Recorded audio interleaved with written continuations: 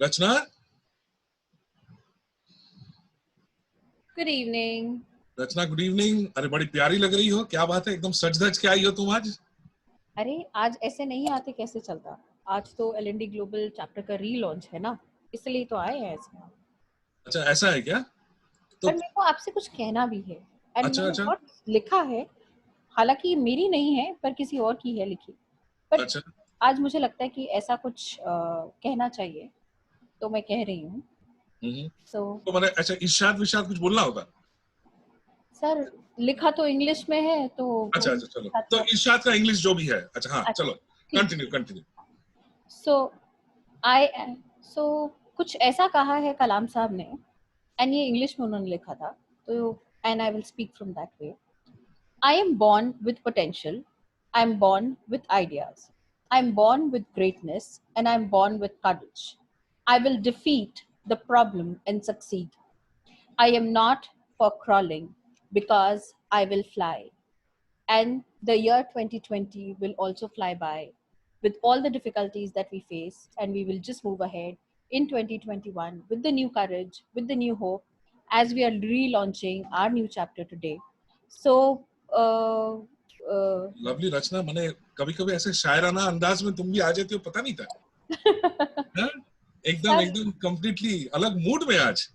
क्या करे, आज थोड़ा सा मौसम भी ऐसा हो रखा ना, सनलाइट थी, थोड़ा सा बादल बादल सा हो रहा कि the weather was something like that to make me feel poised. Oh, you know, it feels so nice and interesting. और आपने बोला कुछ relaunch के बारे में कुछ आपने बताया. So it feels so nice, and I see so many people have already, participating, and they have logged in, and it feels such wonderful to be part of this journey. So आज के platter में और क्या क्या है रचना? Oh, there is too much on the platter, but मैं क्या कहूँ? Well, एक और बात है फिर तो यहाँ पे, पर्दे में रहने दो, पर्दा ना उठाओ। अरे बाप रे, ये फिर से शुरू हो गई। I think let's come back, थोड़ा सा offline बातें करेंगे इसको लेके। Let's concentrate on the reason why we have gathered here today, and I think it's time that I welcome all the participants out here and everyone who is engaged with learning and development, and thank you very much for joining us. So this is Parthu Chakravarti, and I have my co-host along with me, Rachna, who is complete into a shairana mood today. So not keeping you waited for long, I would just quickly welcome our chapter director, Mr. Madhusudan Datta, to take it forward from here. Over to you, Mr. Datta.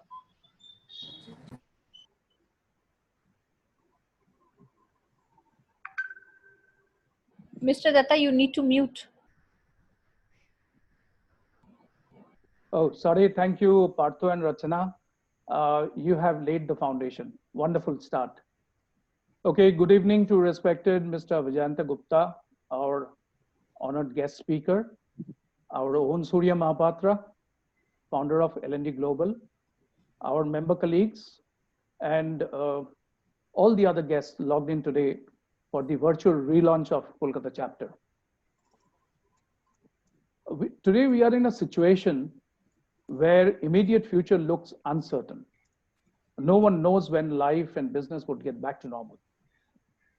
But however, amidst testing times, there are silver linings too. If we go back to history, while World War II was a crisis, it was also a time of extraordinary transformation.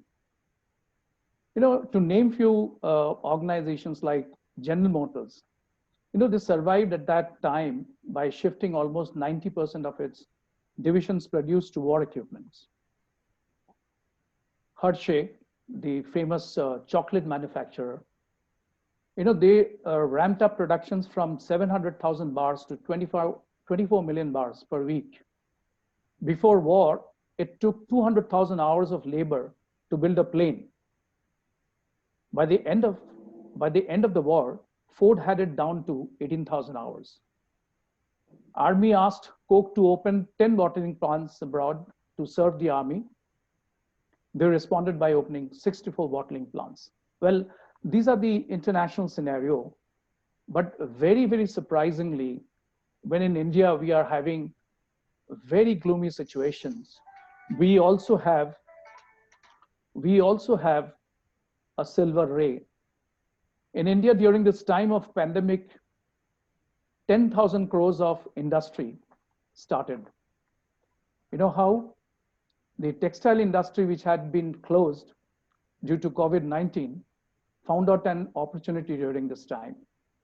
One company started focusing to manufacture PPE, which was an acute shortage. Then another company, and today, can you guess what is the production of these all companies cumulatively doing? Almost 5 lakh PPE units per day, and it has become India's largest PPE producer in the world. Another very interesting, very small, but a very interesting move done from a small place called Chhattisgarh. Mahua flowers. Mahua flowers are basically ingredients for local liquors. A group of women, and specifically they are Adivashis, they found out an opportunity. At that point of time, the hand sanitizers were very much in demand. So they started producing hand sanitizer out of the Mahua flowers. And to mention, which is very much in the news, out of 1,000 American companies, 300 already expressed to move in India, and they have already signed. So what I'm just trying to say is basically on one side, we have a gloomy situation. On the other side, we also have a ray of hope. However, while I was retrospecting that why today is the launch day, well, there was no specific answers. Neither we could discuss any specific dates that this should be a launch date. But very surprisingly, I find today is very, very important for few reasons. Happy Father's Day falls today. Solar eclipse, a spectacular celestial event after 100 years, having the longest duration of solar eclipse. World Music Day, World Yoga Day. I mean, even if we don't try to forget 21st June, these are the 4 events will make us remember our launch date. Coming back to L&T Global Kolkata, first of all, I express my heartfelt thanks to Shilpi, who was actually instrumental from the front line to regroup a new team, and obviously with the concurrence and the support of our own Surya Mahapatra. I thank them for selecting me to bestow the pilot seat and give me the opportunity to navigate this chapter from April 20th. And obviously, they have given me a very, very bright, intelligent, and accretive team. To highlight about my team, the chapter convener is Devdeep Mitra, a very, very experienced and very renowned trainer. He is very well known in the industry. Co-convener Partha Chakravarti, very, very talented guy. Apart from his training, which is already known, you see all the creative work which has been done. He has done it. And of course, the other person I should be naming, Rachna, Mimani, and Partho has really produced all these wonderful things, and they're going on producing many, many wonderful things. Partho is also a good singer. Chairperson, branding and promotion, who doesn't know this name? Everyone, especially in the Eastern Zone, everyone knows his name. Pradeep Mahapatra. He is very well known in the industry. Co-chairperson, branding and promotion with a focus to digital marketing, our own Rachna Mimani. Chairperson, member relationship. I think, I don't know, I doubt whether we know about this woman.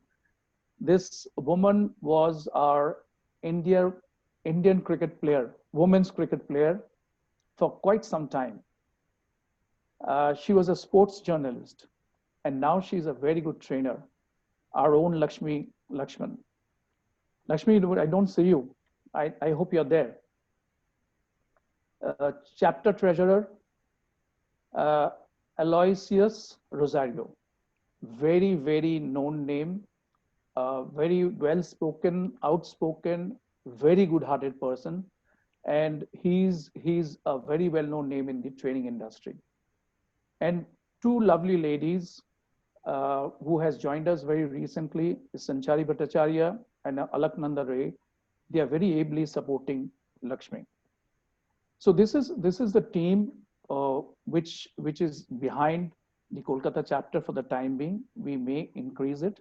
But while Lakshmi will highlight something about what Kolkata is doing, I would like to just add, there are two pillars which we are working on. One is what is in it for me. That means we are looking at more engagement for our members. Two things what we thought of immediately. Every week we are going to have a session by our own members. It's a breakfast meeting. Maybe 45 minutes or 60 minutes every Saturday or fortnightly. Name has not yet been decided. We are toying with the name. Either it can be tea and toast, or it can be Cyril in the ball. The names are in exploratory situation. And the other, once in 2 months, we'll have coffee with Surya.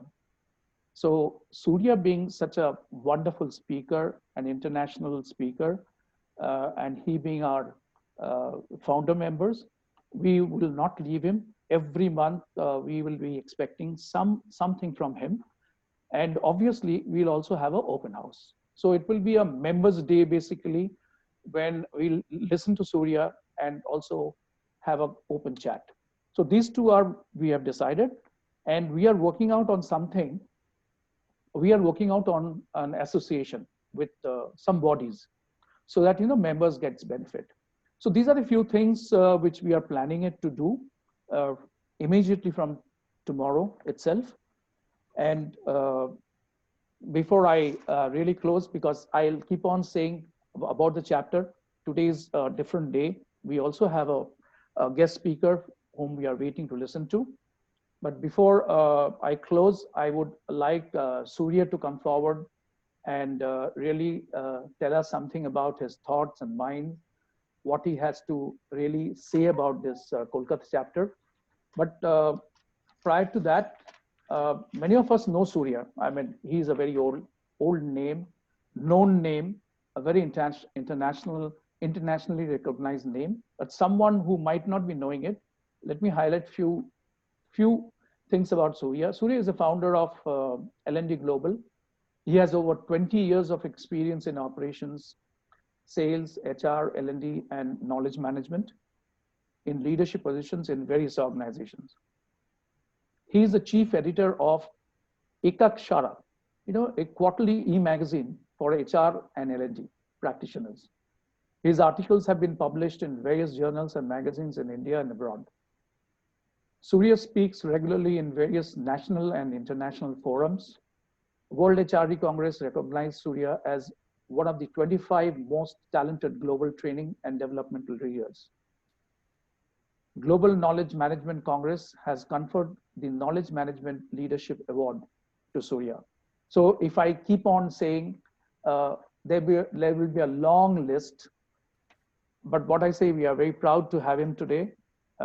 Surya, I would request you to come forward and elicit us about what you have to say in this relaunch situations, and also how you will be engaging us, as if already I have announced that every 2 months we are going to not leave you. We are going to pinch out time for about 30 minutes or 40 minutes, and let's hear you, Surya.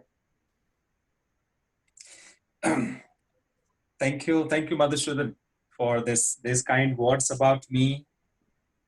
I definitely acknowledge and understand the fact that I don't deserve neither the kind words nor the titles, etc., that you talked about. I think titles just happen the way as we move along, but they probably carry a very little meaning. What's important is being part of a community like this, making friends with all of you, and getting and feeling enriched every single day as we continue to engage with each other. This is going to be a memorable day, 21st June 2020. I think all of us will remember this day, while Madhusudan talked about the significance of this day. Also, another important fact that all of us would remember is this is the day when Kolkata LND Global Chapter relaunched itself. And launching is easy, but I think relaunching something is a humongous task. It requires a great deal of resilience. It requires the ability to bounce back. The fact that we're relaunching after the launch in early 2017, almost 3 years later, I think we had an interesting journey in Kolkata, a phenomenal journey. We had a great launch, we had great events, great deliberations, great sessions with fabulous speakers. There was a time when there was a bit of a lull. We could not continue with the same passion, with the same degree of intensity with which we had started. For whatever reasons, we had slowed down. And we were, for some time, probably not functioning actively. And but the fact that the team remained passionate about the cause, the team believed in this cause, the team believed that there is great value in coming together, the team believed that we must come back, demonstrates the resilience the team has. And this is significant because in the year 2020, which is the year where our nerves are tested, our patience is tested, where we are stretched to our limits, we are pushed to the wall. This year, I think what we need more than ever before is great amount of resilience, ability to bounce back, the ability to bounce back from from completely getting knocked down and then standing up and then announcing that, hey, I exist, I'm alive, and I'm kicking. So this is the beauty, this is the strength of this team. And I must compliment all of you. I must congratulate all of you for making this momentous, monumental decision to not just revive activities in L&D Global, but just to kind of come back with great deal of promise and a way forward plan. The L&D Global journey began very informally, and typically I'm called the founder because I started this forum in social media on 12th on 12 September 2011, about 9 years ago. And it had its existence as a group in a social media platform for about a couple of years, or a little over 2 years, when we had this burning desire to move away from the digital world, the virtual world, and then come face to face. And as human beings want to bond together, they want to come together, they want to socialize. I think that inherent need, the need that everybody has, brought us together in Bangalore, where the first official chapter was formed. After we formed Bangalore, we wanted to wait for about 6-7 months to make Bangalore a proof of concept, which can be replicated in other cities. But there was a lot of enthusiasm and there was a desire to kind of move quickly in other cities, and that's how we started in Mumbai. Though we initially thought we'll run Bangalore for about 6-7 months, and then we'll ask a team in Mumbai and other cities to take over. But a team came forward in Mumbai. They're very eager to start, and that's where we started in Mumbai. A team in Delhi came forward. They wanted to start in Delhi, and then started the chapter in Delhi. Then we started in Hyderabad, Chennai, Bhubaneswar, Pune, Kolkata, and we also started some activities in Bhopal about a couple of years ago. That's how the journey of the evolution of L&D Global continued. And we realized that either we are moving too fast. We have already set up a national network with about 8 chapters across the country, all the metros, and then in different cities in different parts of the country. Are we moving too fast? Should we slow down?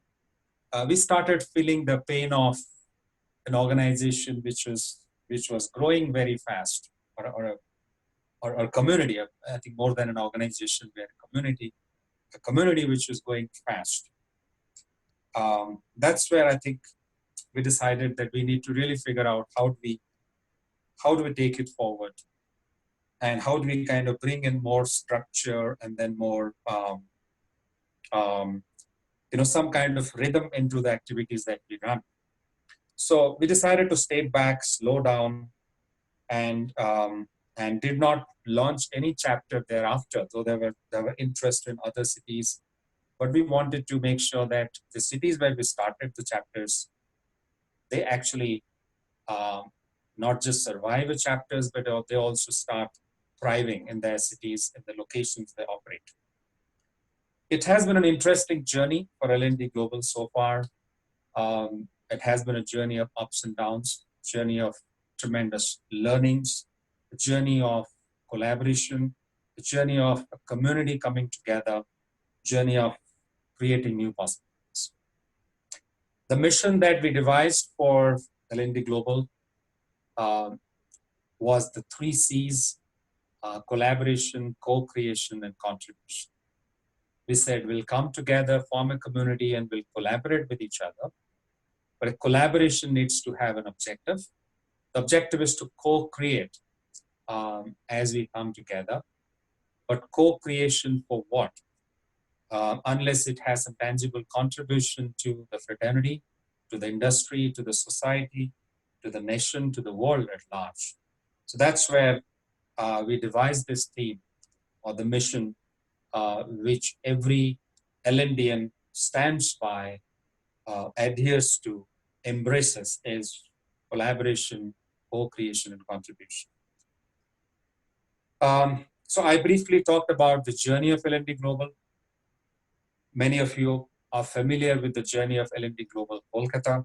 You have a roller coaster ride. You have your share of experiences, ups and downs, and you have decided to come back, relaunch, and take the mission of collaboration, co-creation and contribution forward. I think this is a phenomenal cause. And I personally, in the context of our present times, Madhusudhan has actually talked about what's happening in the world. He has talked about the crisis. He also has talked about how some organizations, societies, individuals have stood up and have not been marginalized or knocked down by this crisis, but they have stood up and then they have said that we will make the best of the situation we are in. And he has shared some fabulous examples in the social sector, in the industry, how people who have stood up, who have believed that they can look at the crisis and instead of getting bogged down by the crisis, they can actually look at the crisis as an opportunity and then make meaning out of it. I personally believe that 2020 and beyond is going to be the age of HR and L&D practitioners. Organizations today have realized, individuals, professionals, business leaders, social and political leaders have realized that the world beyond COVID-19 is going to be a different world. It's not going to be the same world that we lived in the past about 3 or 4 months ago. We are not going to go back to this old world that we lived in the past. The new world will be different. The social structures, the way we engage, the way we socialize, the way we do business, the way we go to our customer, the way we go to a market, the way we do transactions with our partners, the way we live, shop, get our hospitalization or treatment by medical experts. The day we enjoy, we have fun, we have entertainment, all of that is going to change. The new world is going to be very different. The new world will require, from business perspective, the new world will require new strategies, new business models to survive. Organizations will require 3 things. They will require great strategies, they'll require great capabilities, and they will require key enablers in the organization. So they need the right strategies to be prepared for the new world. They need the right business models. They also need the right capability to execute the strategy and the business model. And they would also need the enablers, the key technologies, the platforms, the policies, which will enable them, which will act as enablers for the people and for the strategies. So while I see in the L&D community, there is a lot of anxiety, stress because of the pandemic. There is fear that things might change. Organizations might cut down on spending on training, learning and development. We may not really go back to the physical classroom setup to deliver training. While I see a lot of stress and anxiety, I can tell you with a lot of confidence that this is going to be the period, the age, the time for HR and L&D practitioners. As organizations need new strategies, new capabilities, new enablers, the learning and development professionals will be the catalyst. They're going to be the force multipliers. They're going to be the drivers of change. Organizations cannot stop capability building. What you might see the organizations are not spending money on run-of-the-mill programs. They may not be spending money on programs which are available on public domain, which are offered by hundreds of MOOCs providers, they may not spend money on such requirements, but organizations would need to build capability to meet the needs of the new world. They would need to build capability in the organization to be able to bounce back. They would need L&D professionals who can help them and help their people become resilient. They would need L&D professionals who can teach them how to drive transformational programs in the organizations. So there's going to be a paradigm shift.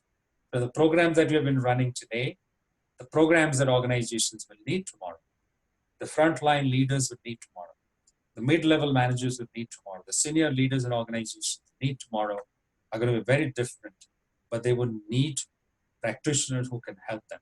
They would need help because they need to bounce back. They need to become resilient. They need to transform. They need to reimagine and reinvent. So they need people, leaders, L&D practitioners who can teach them how to do it, who can coach them how to do it, who can mentor them how to do it.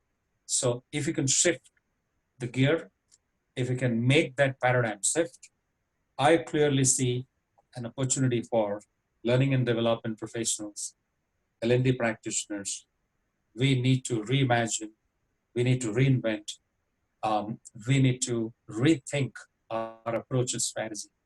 We need to build the right mindset, the right skill set, and the right tool set to be able to become successful in the new world.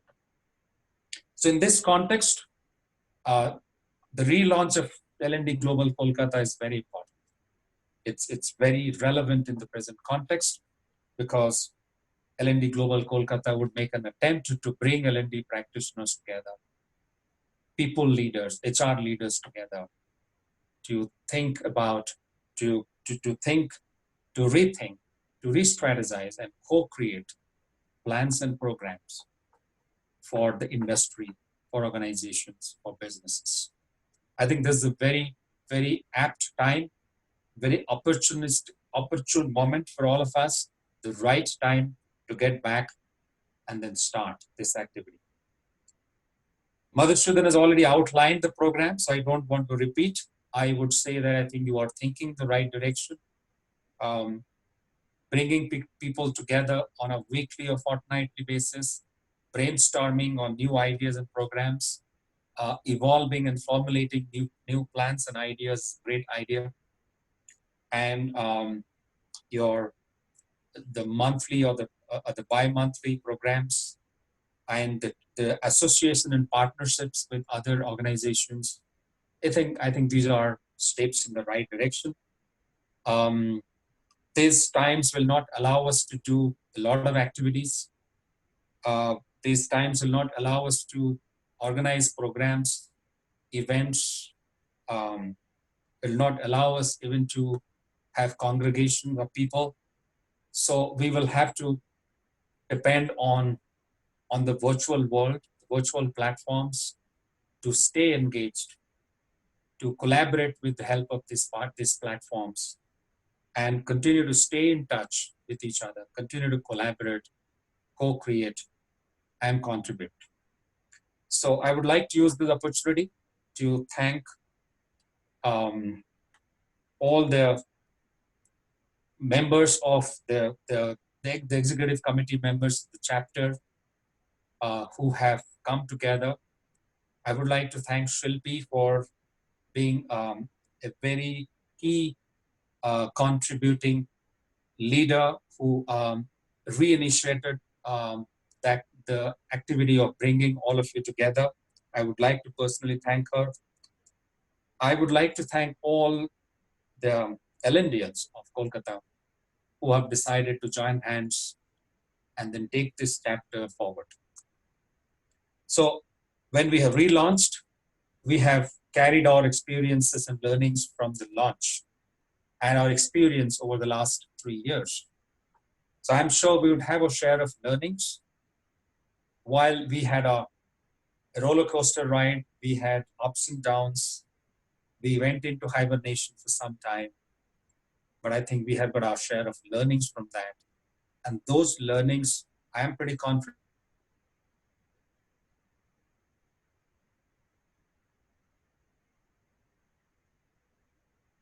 completing functional chapter for many, many years.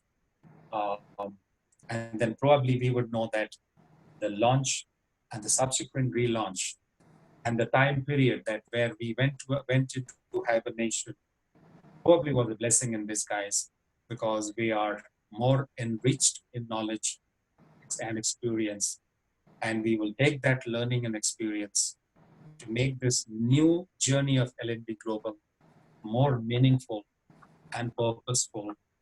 All of us need to remember that we are not just together for the sake of the chapter, but we are here for the sake of a purpose, a much larger purpose, a much larger objective. And we need to keep that objective and larger purpose in mind all the time. And that will drive our action, and that will drive our programs. And that, I'm sure, will make us successful. I wish you all the best as you begin this new journey. Thank you very much. Good evening. Great to see such participation from all of you.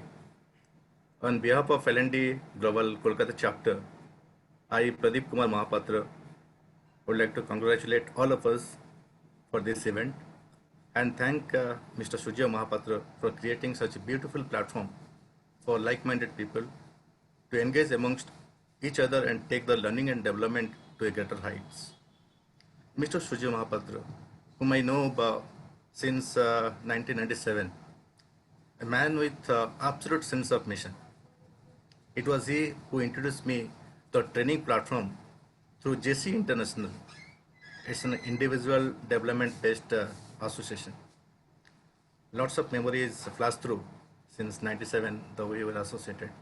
I've seen all the time whatever he sets with a very specific drive and direction, and he is still maintaining. A special thanks to him for the way he has stepped up. Mr. Mahapatra is such a wonderful speaker. In fact, we just noticed how beautifully he was crafting his words, he's drafting his words, and so motivational. We all want to listen from him more and more in this chapter, and even in the other L&D chapters. I request him on behalf of Kolkata chapter to give us a dedicated session wherein we can hear more from you about the learning and development fraternity. There are lots of people who have supported the L&D Global Kolkata chapter since the inception. I believe I'm one of those very few who have witnessed, who have been part of even the launching Kolkata chapter launching program, also relaunch program, very, very actively. In fact, I'm associated. I can see even a few members like Ayan Banerjee is there, Silpi is there, Mr. Rosario is there, and of course few more they're not present today, but lots of names coming in who had given great contribution while launching this chapter. And now again a new phase has come, as rightly Mr. Mahapatra was telling. Launch is easier, but relaunch is real challenge, and we have already proved the mettle. Now we all have determined that we'll take this chapter to a different horizons, to a different level. With this note, I want to congratulate and thank everyone for coming together for a great journey ahead. Thank you so much. Good evening, everyone. Thanks, Pradeep ji. Thanks for the wonderful few words that you had given. This is Lakshmi Lakshman from L&D Global Kolkata. Before I hand over the mic to Mr. Gupta, I want to introduce you all to the new WhatsApp group, which will become active from tomorrow. Right, yes, from tomorrow we are going to start the new WhatsApp group, which will become active, and very active to that extent. From Monday till Friday, we are planning to keep you active. There may be interesting engagements which we are planning to have you. And first one would be the Monday morning blues. All of us experience this, whether we go to office or we stay at home. Monday blues are blues. So we are planning to have a corporate, maybe general humor, a joke to boost your Monday and take you on well into the week ahead. And the second one would be a quiz or a crossword, or maybe a puzzle to solve for you. This would come up on Friday evening, and this is a food for thought for your weekend. which you can solve and send it over to us. And planning to give you all a small, no, I won't tell you now, you'll get it. And the next one is you are invited to contribute in the Facebook and LinkedIn page. Directly you can contribute. You have the link and most welcome. All of you, please do contribute to that. Now, the purpose of my coming into this picture is introducing the guest speaker of the evening. He is such an eminent personality that if I start narrating all his achievements, it may take more than 1 hour. So I'm planning to keep it a brief introduction. He is Mr. Vijayanta Gupta, Global Vice President Product Marketing, Cite Group core based in UK. Mr. Gupta, with an illustrious career of 22 years in IT industry, started with TCS India. After which he was Regional Sales Director, Digital Marketing, Accenture, and then became Head Product Marketing, Adobe.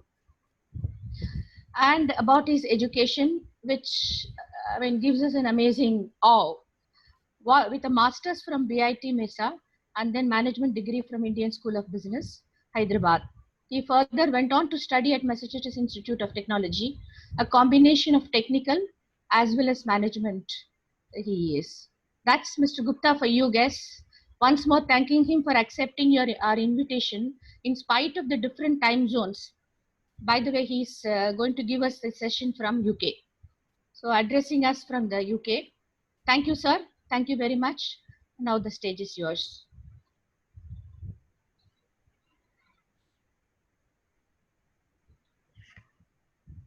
Hi, can everyone hear me?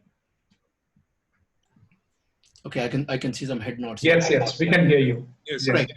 So thank you for that that introduction, Lakshmi. I've never been called an eminent personality ever before in my career, so I think it's a good start in terms of starting to be called as an eminent personality. First of all, congratulations on the relaunch of the Kolkata chapter. It's an awesome honor to be in front of a large group of such eminent L&D professionals. And the reason I say that is not because I've got the chance to share some of my thoughts with you. I say that because my dad, when he was working, now he's retired, he was an L&D professional. So I'm sure, and I haven't spoken to him about this, but if I speak to him about such a great, vibrant community that has existed and is being brought together again, I'm sure he would have loved to have something like this while he was working and when he was an L&D professional. Now, what I'm going to do is I'm going to take this opportunity to walk us through some of the thoughts around what are the things that business leaders should continue to focus on. This session is not specific to L&D, but it's built more from the perspective of what are the secular macro trends that business leaders should continue to focus on, irrespective of all the changes that are happening around us. And the reason I say that is because there are various ways of dealing with change. One of the ways in which successful companies deal with change is they identify what is it that they stand for, what's core to their business. And during the time of change, during the time of uncertainty, they make their foundation, what's core to them, strong. So essentially, what they focus on is what is not going to change, rather than getting massively distracted by everything that is changing, many of the things which might not be under their control. So over the next maybe 40-45 minutes, I'll walk you through some of the thoughts around secular macro trends in the world of business that is not going to change.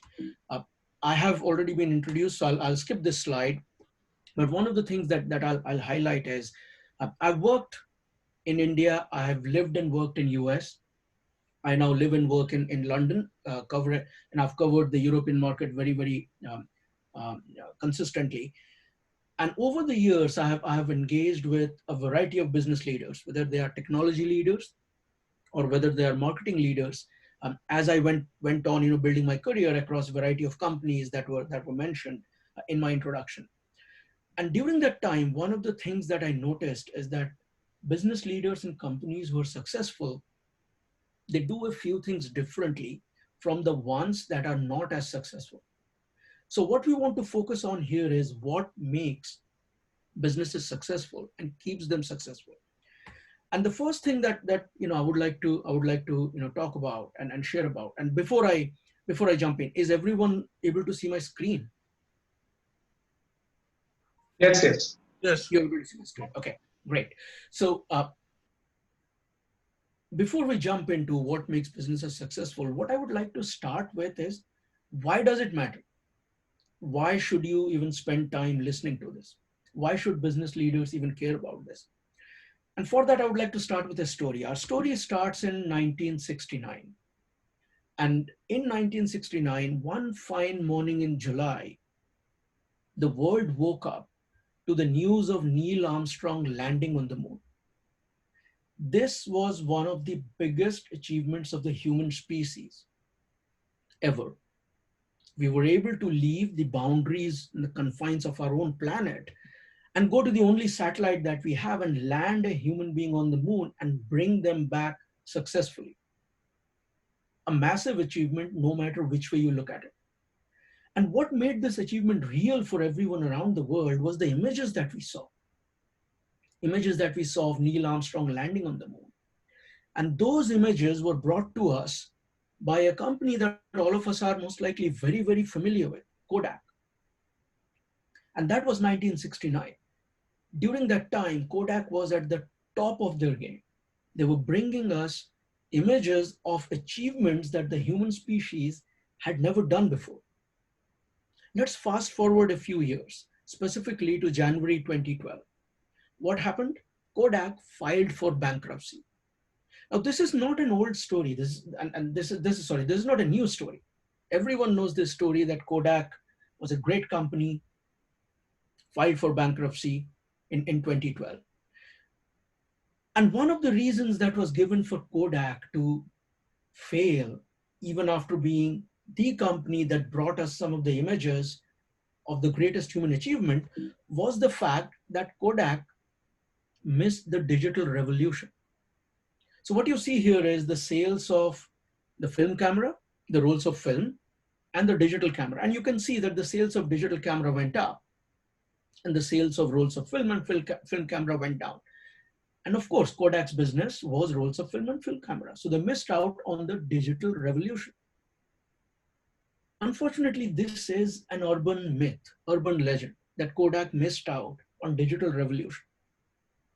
Kodak actually invented the digital camera. They created a separate business unit, exactly what management books suggest when you find a new opportunity. Create a separate business unit, give them all the autonomy that is needed, let them build the business without getting dragged down by your legacy business. They did exactly that. And for a long while, Kodak was one of the top manufacturers of digital camera in the world. So then the question comes, what really happened? What happened because of which Kodak faltered? What really happened was this. What happened was that all of us started carrying this device, a phone which had a camera in it. And as you can see that initially when smartphones were launched, cameras were not very good that were put into those smartphones. And Kodak missed that particular change in consumer behavior, that even though the cameras were not very good to begin with, they did get better. And in 2007 is when the compact camera shipment peaked globally. This is global data. Compact camera shipments peaked at around 150 million or 149 million units. 2007 is also the year when iPhone was launched. And 2008 is the year when the smartphones which had camera, those units outpaced the units of compact camera sales. 2012 is when Kodak filed for bankruptcy. So what Kodak missed was not the digital revolution. They missed a change in the consumer behavior. They missed the fact that you and I, as normal consumers, we are not expert photographers. We are okay to carrying a camera that is good enough. We don't want to carry multiple devices. And one way to summarize this is that Kodak missed a tectonic shift in another industry. They missed a shift in the telecom industry. And this is one of the reasons why Kodak had to file for bankruptcy. There were many other reasons. So I don't want to simplify the fact that this was the only reason. This is one of the many reasons which contributed.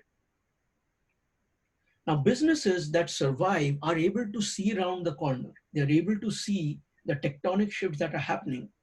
And sometimes actually they are able to ride on top of those tectonic shifts, even if they are not creating those tectonic shifts. So our next story, before we jump into what should business leaders do, is about a tectonic shift, or about a combination of tectonic shifts that led to the rise of a net new business model, which led to the rise of a new company altogether. And this story, by the way, starts in the year 2005. 2005 was the year when a company called Google, everyone knows them, Google was a search engine at that time. They launched a beta product called Google Maps. And a beta product is a product that is still in testing phase, in case that terminology is not familiar with someone. So they launched that Google Maps product in the testing phase. That was 2005. 2007, I just mentioned this, iPhone was launched. This was a smartphone which came preloaded with Google Maps. So what you could do is you could load maps on your mobile device and search for directions if you needed. That was 2007. 2008, a year after that, iPhone got a GPS chip embedded inside the device. Why is this important? This is important because now you can not only find direction, you can pinpoint your own location on a map.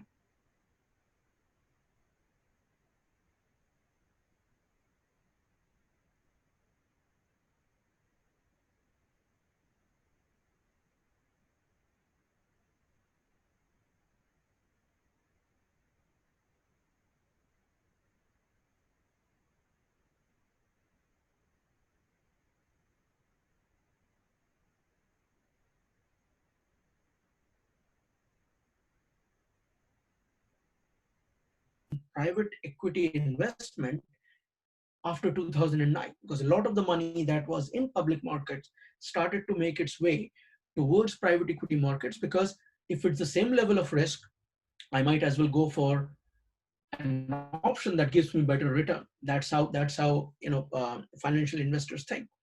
At the same time, during 2009, driven by the recession, as well as by the desire of many people to find flexible working option, societal acceptance to having part-time jobs came up. So this whole concept of what's known as a gig economy, where you do multiple gigs or multiple part-time jobs to earn money, it was no longer something that was looked down upon. As a society, we thought that's a perfectly rational way of somebody making a living, or somebody choosing to make a living, which means if somebody wants it. Was also the year when two things happened. One, the cost of mobile data fell drastically. So the internet access through mobile devices started to become more and more affordable globally. And at the same time, the Android ecosystem caught up. So the cost of the mobile devices fell drastically. So suddenly all of us were carrying a computer more powerful than the computer that put a man on the moon in our pockets. And that was all the things that were happening around us, including the fact that it was okay to do multiple part-time jobs, including the fact that there was investment going into private equity from the public market, including the fact that in each one of those devices, I had a mapping software built in that could identify exactly where in the world I was because of the GPS chip embedded in it. 2010 is when a company called Uber Cab was launched in San Francisco. Now, we all know this company is Uber today. Okay. And it's no surprise what Uber was able to do is to come out with a very different business model of connecting supply with demands. Supply of taxi drivers with demand of passengers who need a ride. Now, we all have heard about the impact that Uber has had, good, bad, and ugly. But one of the biggest impact that Uber has had was on the price of the New York City taxi medallion. Now, those of you who are not aware, in New York City, you can't just start running a taxi. You need a permit, and the number of permits provided are limited. Whenever there is something where the demand is high and the supply is limited, what happens is you have an economy where the price of that permit goes up. So for a very long while, investing in the New York City taxi medallion was considered one of the most recession-proof investments. And as you can see, I've plotted it here from 2004. And even during the peaks of the 2008-2009 recession, New York City taxi medallion did not lose its value. At one point, it was each license was worth more than $1 million.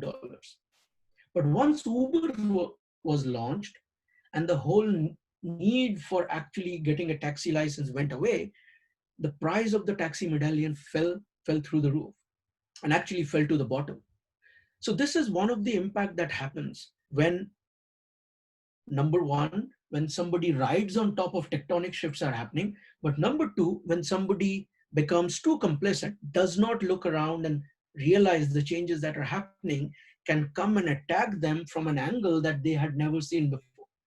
And for a company such as Uber to be able to get all of these things done and be successful, a lot of tectonic shifts needed to take place. Okay, none of them were of their own making. They just rode on top of that.